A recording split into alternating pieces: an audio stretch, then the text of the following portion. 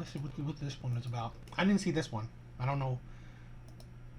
Wait, so Alex, you were saying a little bit earlier that you think it's more so men that are operating like this, that are moving like this, as compared to women.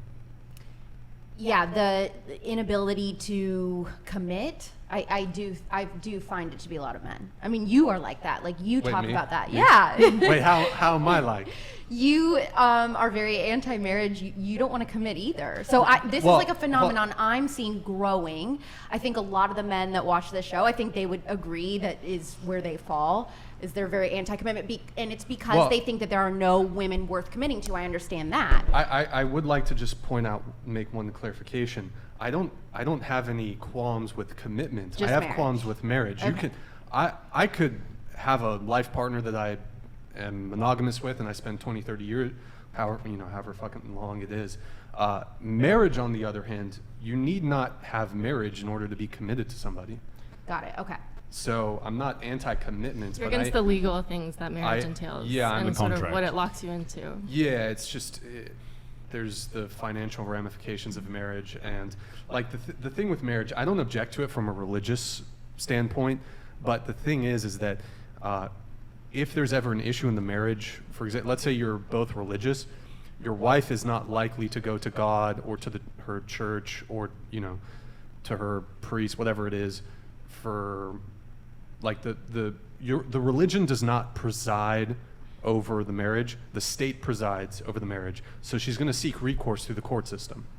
She's going to go to the state.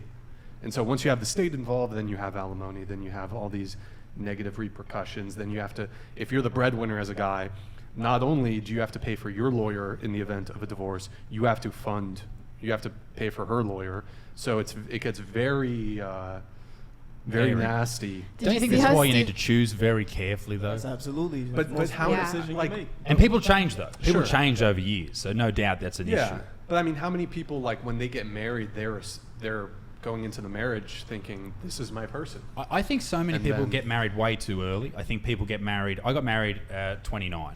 My wife was 26.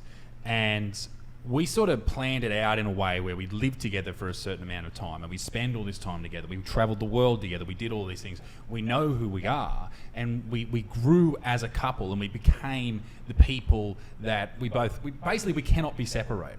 Like the fact that she and my son and my mate Morgan, who's with us. I'm gonna let him finish, but I think that's foolhardy and naive.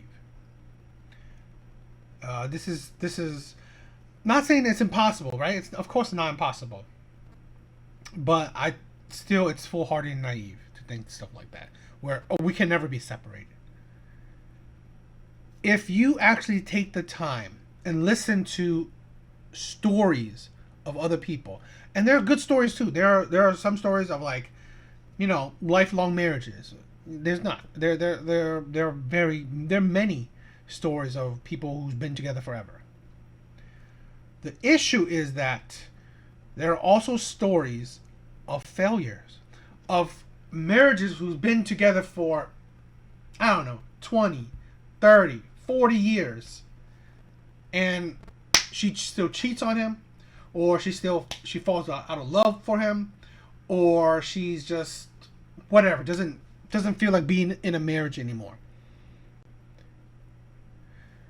Marriage, the divorce rate is about 50%. I think it might be over 50, but I'm kind of in the middle of it. I'm kind of lowballing it. It's about 50%. So yes, there are plenty of marriages that work, but there are plenty of marriages that end up in divorce. And the ones that end up in divorce, there's plenty of those marriages that's been together for, like I said, 20, 30, 40 years. And in those years, they've said the same thing. I thought we were happy, right? I'm so happy. We can never be apart. She's my world. He's my world. They're everything. I'm happy. All this shit. And it still ends in divorce. So to be naive in thinking that, oh my God, we can never be separated.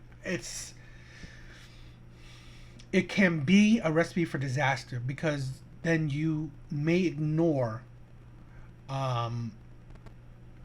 possible outcomes. Just like how people always say that you cannot assume that every day you walk outside this house, you will live, right? You can. I mean, it's like you may be oblivious to it, which is sometimes I think many people are. They don't want to think about it, right? They don't want to think about, oh, I'm going to die. So I get that, but that's why also things where people have life insurance just in case, right? People have car insurances just in case. Well, people have prenups just in case. But people, even if, like I said, even if you vet the person, you cannot be ignorant to possibilities. It's always a possibility, right? And it's better to not be ignorant to the possibility than to be ignorant to it, and then when it happens, it will destroy your world. Because there's been so many stories I hear of men, their world shattered, knowing that their marriage of 20, 30, 40 years, find out their wife is cheating on them, find out that their kids are not theirs. Literally, men killing themselves because of shit like that. So I'd rather just be smart about it. Don't be naive about it, right? On this trip are out in the car at the moment, or they're going around somewhere. Me being here, I'm just like, oh, I probably should be there. You know what I mean? Because we are almost joined at the hip. We do everything together, and the fact that marrying her was an important step for us. I think it obviously being involved with the government and signing the contract and being involved in that sense, it does scare a lot of people, but I think it is an important move for a lot of people to make, just so you feel fucking good. It's such a good feeling. But weddings do cost a fuck ton of money too. It's a great way to spend $30,000, $40,000, $50,000 on one day. And I think it's, I'm not saying that it doesn't feel good, right? Being, going down the aisle, marrying someone and all that stuff. But it kind of makes yourself deluded and thinking that just as how amazing marrying someone could feel, imagine that feeling of divorcing someone would feel. Getting cheated on in your marriage would feel. It's just, and I guess I'm being cynical, but it's just that men like this, right, that's spouting the beauties of marriage, which is, I'm not saying that's not sometimes, right, but men like that, it will hit harder if divorce happens. Men like that will be more destroyed. Because I believe, I can guarantee you, let's say, who knows, right? This is a hypothetical thing. Like, his wife, if there were next 10 years, if she divorces him, I think his world will be shattered. He will be like, I don't know, on death's door kind of thing, right? So I'm more saying that, like, yes, vet your partner. But if you go down any route, like if it's marriage, don't just be sure about it. Make every step you need to make to cover your ass. I'm saying, like, yeah, live with a person for long enough, ask the right questions, have a prenup, maybe have a long engagement, just things where you can at least provide as much success for yourself as possible. That's it. Yeah, and just like like I said a while ago, right? How I said about that woman talking about men are not into commitment, men not into marriage. This is still the delusion of women. It's not men are not into marriage, commitment, and shit like that. It is the men that you are attracted to. This is the problem with a lot of women, right? They say men are not shit, right? Men are all shit. No, it's the men that you're attracted to are.